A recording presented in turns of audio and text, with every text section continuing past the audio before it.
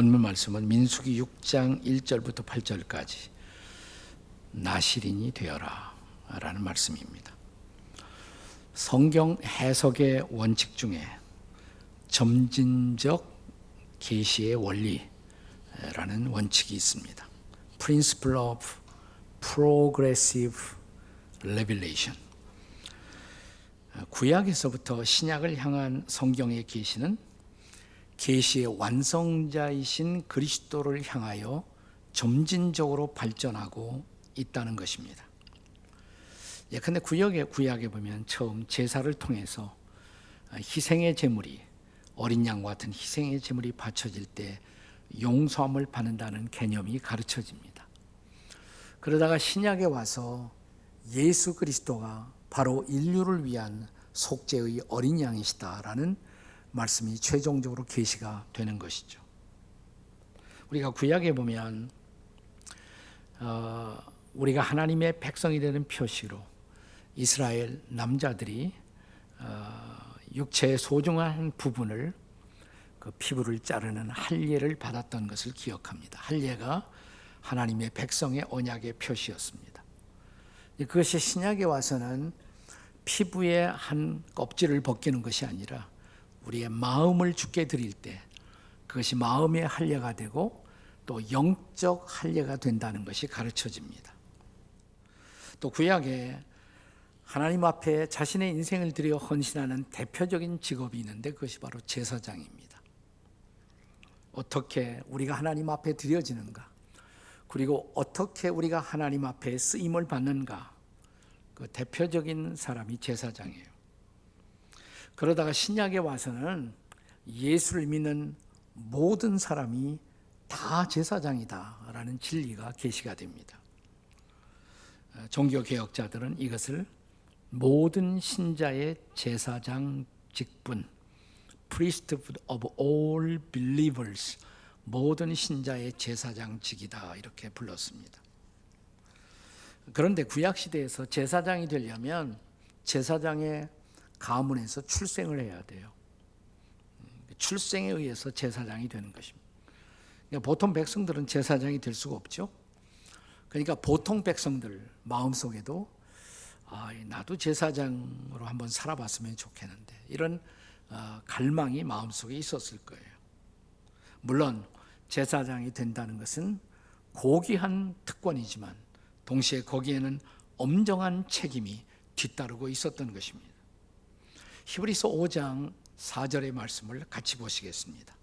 다 함께 시작. 이 존귀는 아무나 스스로 취하지 못하고 오직 아론과 같이 하나님의 부르심을 받은 자라야 할 것이니라.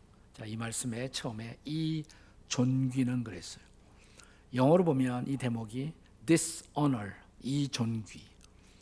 honor, 아주 존귀한 직분이다. 그러니까 아론의 제사장 직분은 존귀한 직분이었다 이렇게 말합니다. 그러나 구약시대에 이런 존귀한 제사장의 특권을 평범한 사람들, 일방 사람들도 경험할 수 있는 아주 특별한 제도가 있었어요. 그 제도가 바로 나실인 제도인 것입니다. 나즈라이트라는 나실인. 본래 나신이라는 말은 나자르, 히브리 말의 나자르라는 단어에서 나온 것인데 그 뜻이 헌신하다라는 뜻입니다. 드린다, 헌신한다. 제사장은 출생에 의해서 결정이 되지만 나실인은 스스로 자원해서 될 수가 있었어요.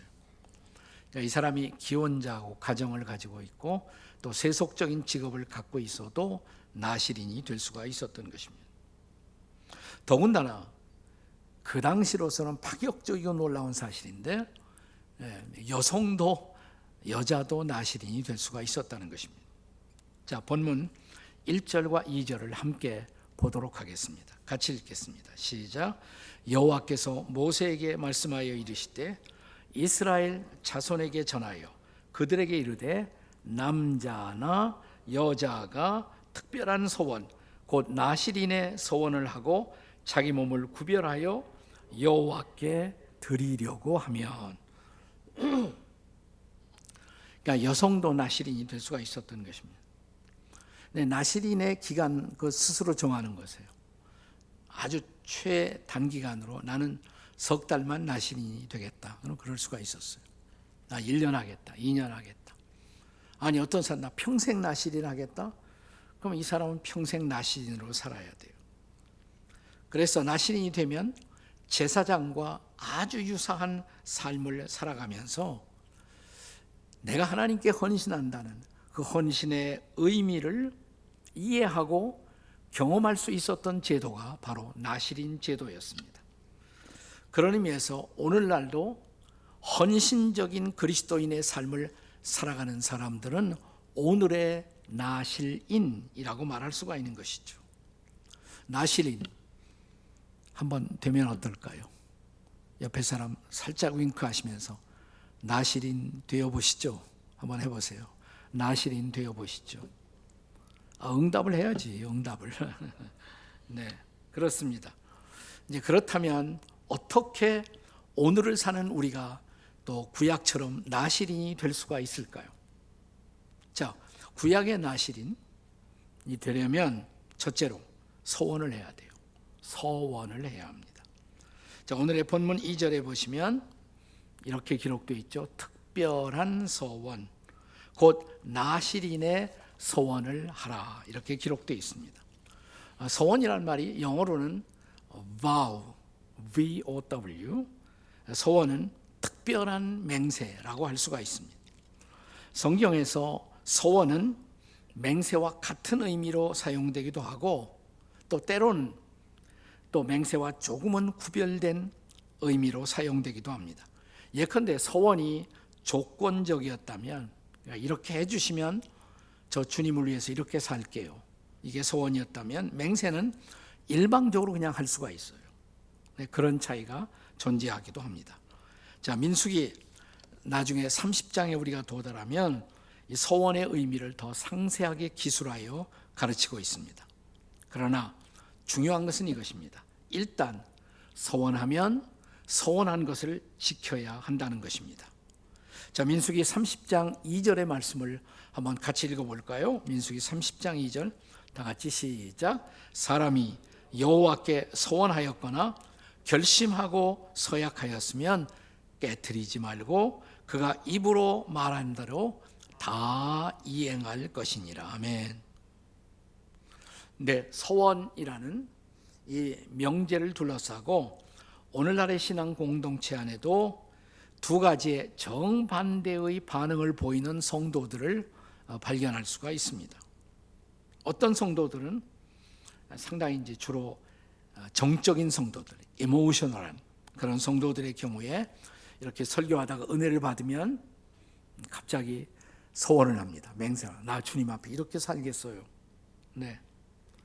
그리고 쉽게 서원을 하고 또 쉽게 감정이 식으면 다시 서원을 깨트리고 결심을 망각하기도 하는 성도들이 종종 있죠.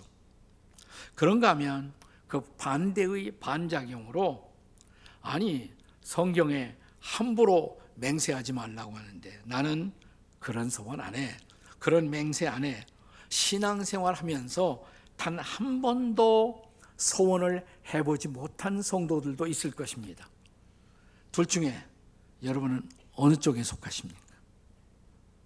둘 중에 하나 있을 거 아니에요. 네. 사실 서원을 쉽게 깨트리려면 하지 않는 것이 낫죠. 성경에도 전도서 5장 5절에 보시면 이렇게 성경은 말씀하고 있습니다. 같이 읽어보세요. 시작. 서원하고 갚지 아니하는 것보다 서원하지 아니하는 것이 더 나으니. 자, 구약이지만 신약에서도 예수님이 맹세에 대해서 가르치시면서 마태복음 5장 34절 이하에 이렇게 말씀하십니다. 예수님의 말씀이에요. 나는 너희에게 이르노니 도무지 맹세하지 말지니 하늘로도 하지 말라, 땅으로도 하지 말라, 오직 너희의 말은 옳다 옳다 아니라 아니라 하라. 자, 그러니까 이런 말씀을 보고 거봐, 그러니까 나는 맹세 안 할 거야 라는 분들이 분명히 있을 것입니다. 그런데요, 자, 흥미로운 사실은 이 소원이나 맹세에 대해서 좀 더 깊이 성경을 연구해 보면 성경의 하나님은 소원의 하나님이에요. 맹세하시는 하나님. 무슨 말이냐? 하나님도 맹세하신다 이 말입니다. 창세기 22장 15절 이하의 말씀을 보시겠습니다. 같이 읽습니다. 시작.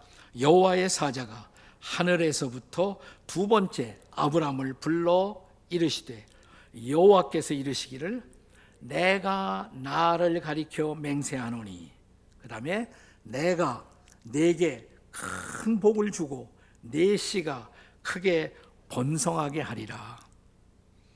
하나님이 하나님의 백성들을 축복하시는 장면이에요. 네 씨가 번성하도록 내가 축복한다. 그리고 내가 맹세한다. 근데 아주 흥미로운 것은 여기에 내가 나를 가리켜 맹세한다라고 하나님이 말씀하십니다. 맹세할 때는 본래 인간이라는 것은 본래 권위가 없잖아요. 그러니까 나보다 더 큰 권위를 빌려서 맹세를 합니다. 내가 우리 아버지 걸고 맹세한다. 우리 엄마 걸고 맹세한다. 그러기도 하고.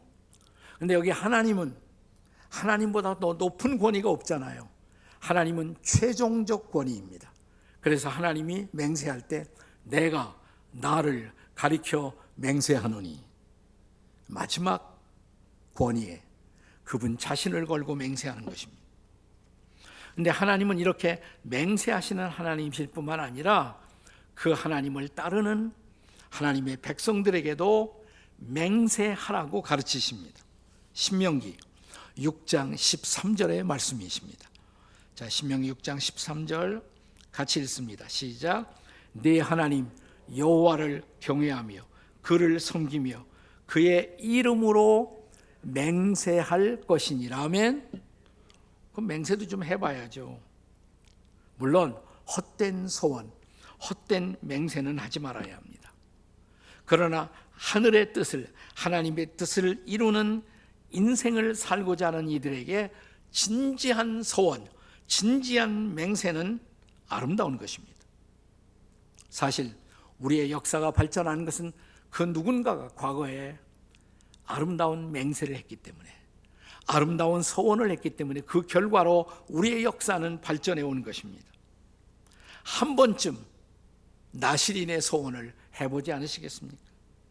한 번쯤 나도 내 사랑하는 주님을 위해서는 이렇게 살겠다고 소원해 보실 생각 없으신가요? 이런 소원도 맹세도 결심도 없는 인생, 하나님을 아는 인생이라고 말할 수가 있을까요? 소위 신앙생활하면서 한 번쯤 결심도 못 해본 인생, 그게 어떻게 신앙이에요? 자, 나신이 되려면 첫째 소원을 해야 되고, 그리고 두 번째로는 소원에 따른 행동을 해야 합니다. 한 사람이 나실인이 되고자 한다면 구별된, 다른 사람들과 구별된 행동을 시작해야 했습니다. 세 가지 행동이 필요했어요. 자, 내가 나실인이 된다 그러면 사람들은 그걸 보고 아, 저 사람 나실인이구나 이렇게 알아요. 세 가지 구별된 행동. 첫째, 포도주나 독주를 멀리할 것. 이게 첫 번째입니다. 본문의 3절을 읽어보겠습니다. 3절 다 같이 시작. 포도주와 독주를 멀리하며 포도즙을 마시지 말며 생포도나 건포도도 먹지 말지니. 사실 이 구절의 핵심은 뭐냐? 독주에 대한 경고예요. 독주 마시지 말라고. 그런데 독주로 향하는 마음의 유혹을 차단하기 위해서 일체의 포도주와 포도까지도 헌신한 기간 동안은 금해야만 했었던 것입니다. 무엇이 문제일까요?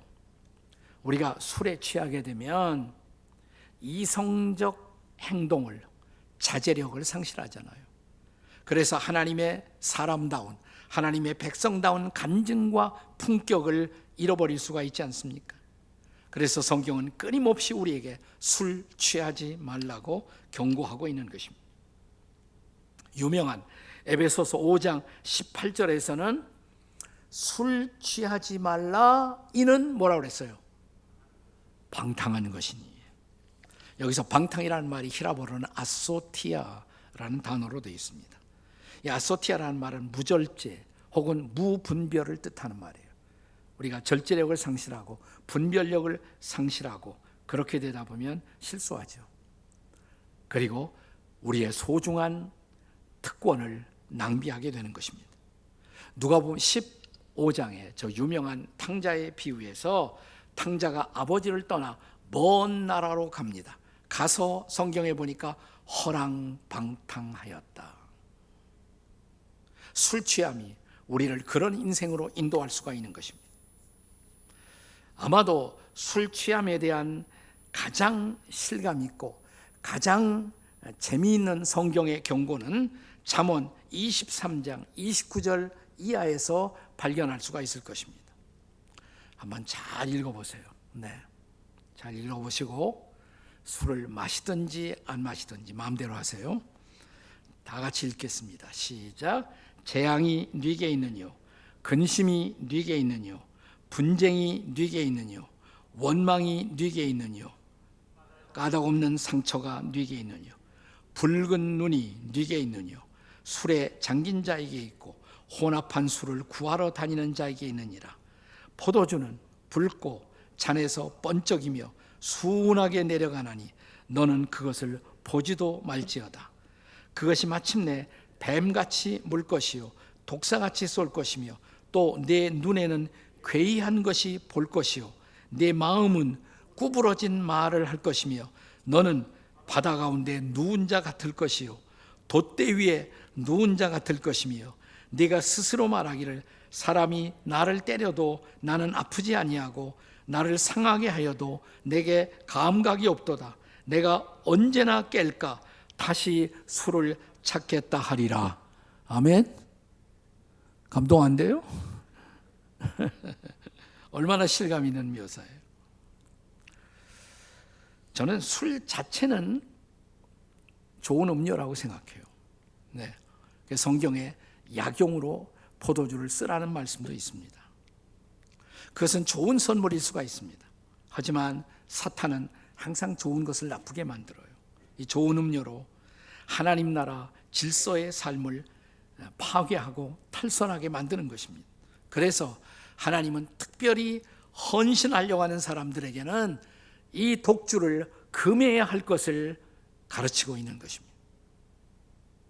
자, 이게 첫 번째 구별된 행동의 조건. 두 번째는 뭐냐? 나실이 되려면 삭도를 머리에 대지 말 것. 삭도를 머리에 대지 말 것. 자, 본문 5절의 말씀을 보세요. 5절 다 같이 읽겠습니다. 시작. 그 소원을 하고 구별하는 모든 날 동안은 삭도를 절대로 그 머리에 대지 말 것이라. 자기 몸을 구별하여 여호와께 드리는 날이 차기까지 그는 거룩한즉 그의 머리털을 길게 자라게 할 것이며. 이렇게 쉽게 연상하면 돼요. 구약의 나실이는 어떤 사람 같으냐? 한참 제가 지금도 젊었다고 생각하지만 젊었을 때 전 세계를 휩쓴 히피 운동이 있어요. 히피가 비슷하게 되는 거예요. 히피. 왜 그러냐? 왜 머리에 손을 대지 말게 했느냐? 유대인들에게 있어서는 전통적으로 이 머리가 권위를 상징하는 것입니다. 하늘의 권위를 상징하는 것이에요. 그래서 머리를 기른다는 것은 그 권위를 인정하고 나는 하늘의 권위, 하나님의 권위 아래 살겠다는 고백을 하는 것입니다. 우리가 성당 같은 데 가면 여인들이 미사를 드릴 때 머리에 수건을 씁니다. 그 수건도 일종의 머리를 가리는 것으로 나는 하늘의 권위 아래에 있겠다라는 일종의 고백인 것입니다.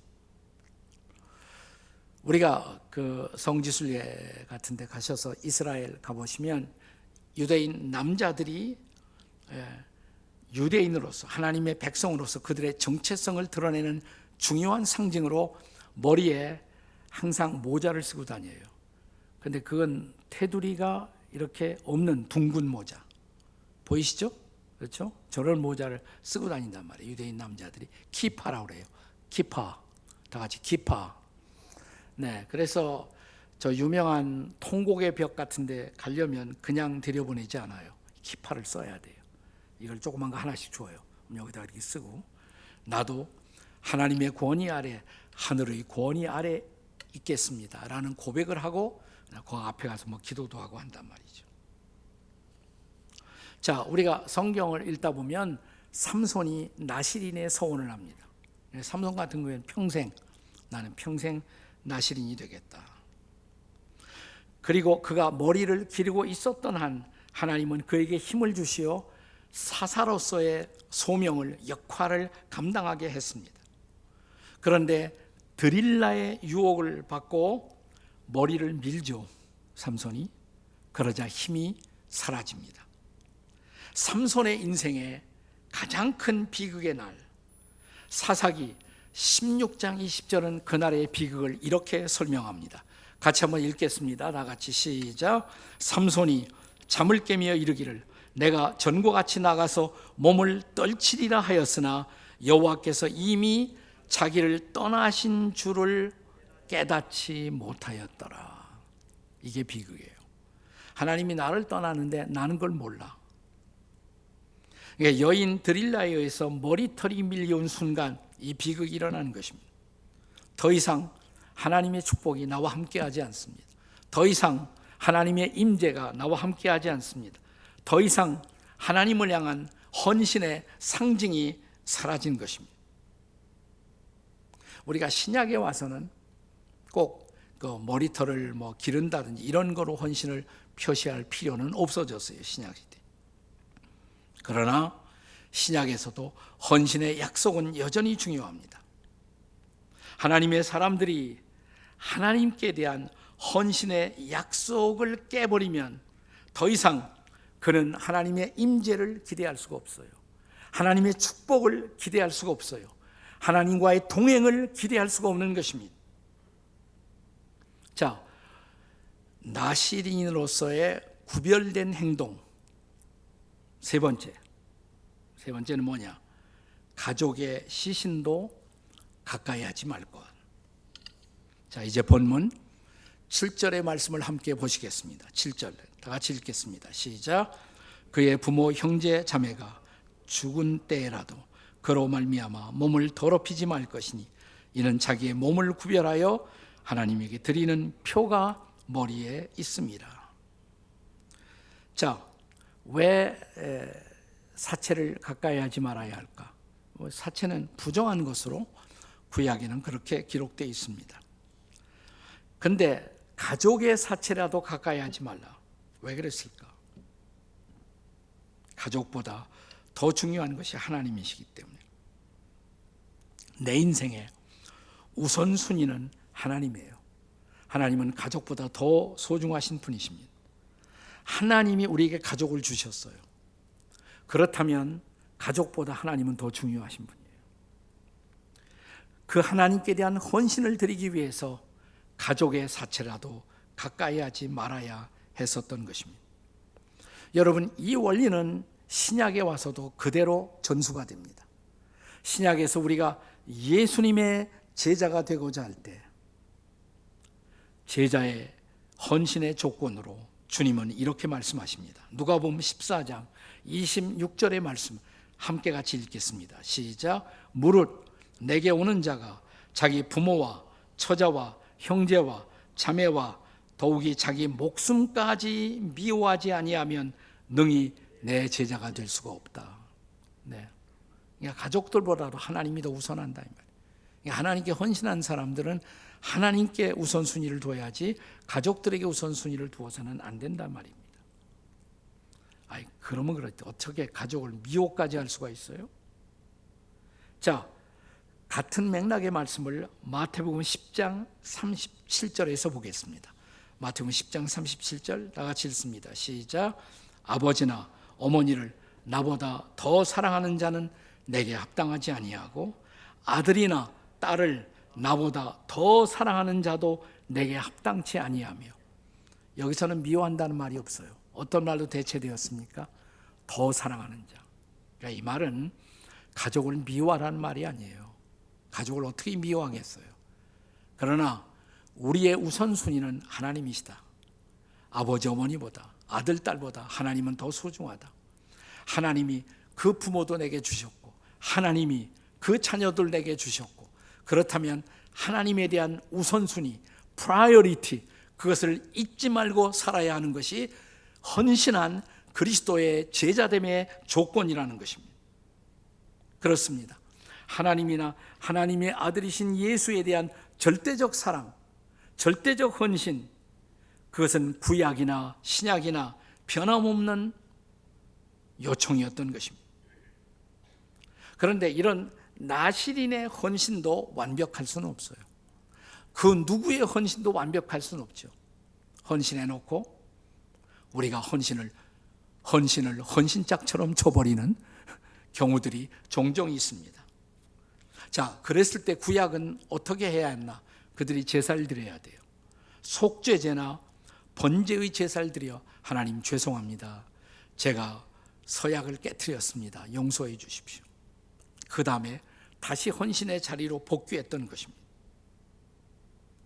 그렇게 해서 우리가 헌신의 마음을 끝까지 붙들고 산다는 것, 이것은 하나님의 백성들의 최고의 명예였던 것입니다. 우리 시대의 아름다운 찬송을 많이 우리에게 남긴 찬송 시인 중에 해버갈 여사라는 분이 있어요. 이분이 한 번은 어느 주말이 되어서 영국의 귀족들이 잘 가는 휴양지에 가서 알리 하우스라는 곳에 머물게 되었습니다.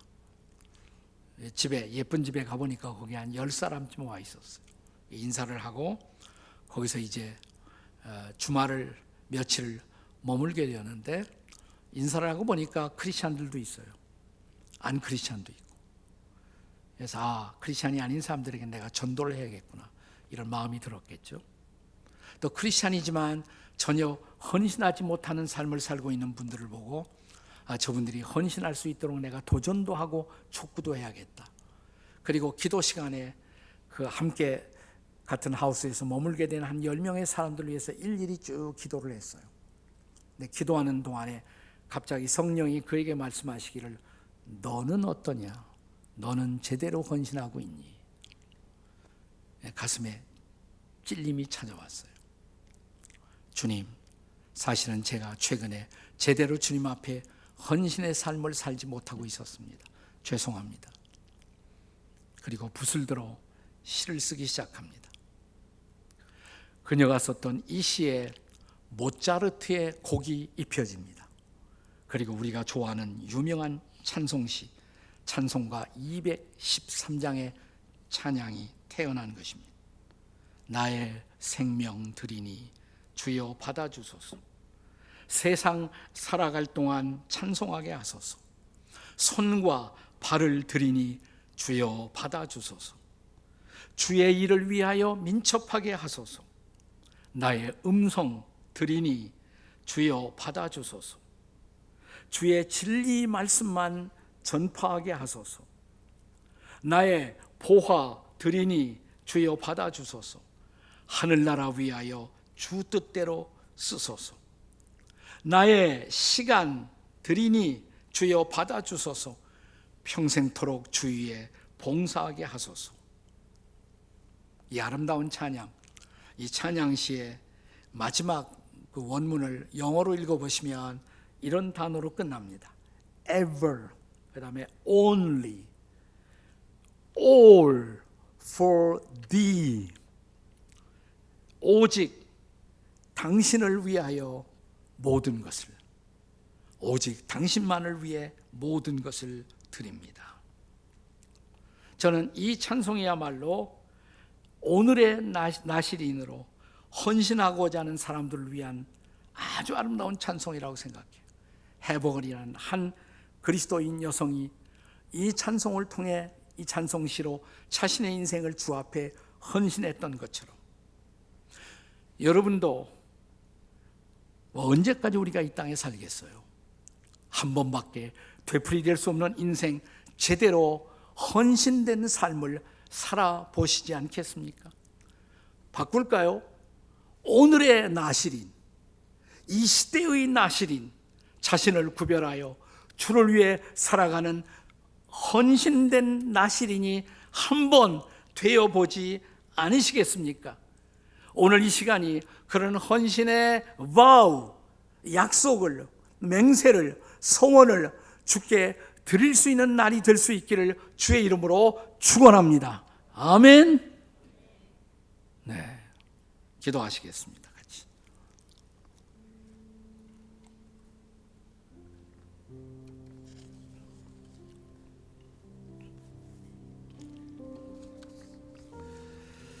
그렇습니다.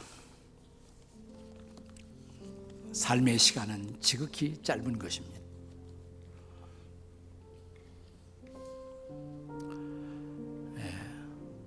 정말 빠르게 지나가는 것이 시간이에요.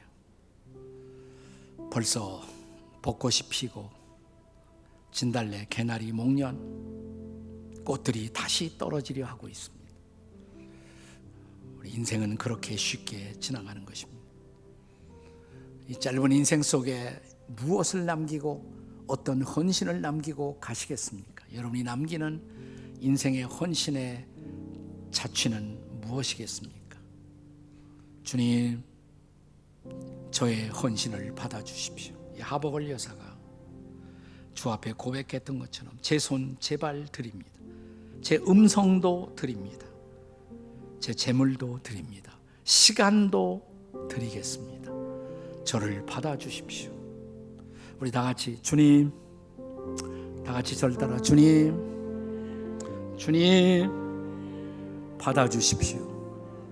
저의 헌신을 다 같이 주여, 다 같이 주여 부르짖고 통성으로 함께 헌신의 기도, 소원의 기도를 함께 드립니다. 다 같이 주여. 이 시간 다시 우리의 생명을, 우리의 손과 발을, 우리의 음성을, 우리의 보화를, 우리의 시간을, 우리의 재물을, 우리의 마음을 주께 드립니다.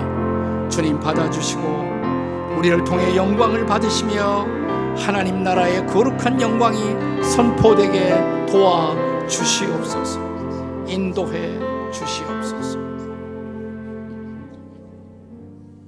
그렇습니다. 주님, 주님은 나를 위해 십자가에서 생명을 버려주셨는데, 그렇게 주님이 우리 위해 생명 버리신 순환의 주간을 기념하는 이 주일에 우리가 무엇을 주 앞에 드릴 것인지 다시 기도하게 도와주시옵소서. 결심하게 도와주시옵소서. 헌신하게 도와주시옵소서. 주 예수님의 이름으로 기도합니다. 아멘.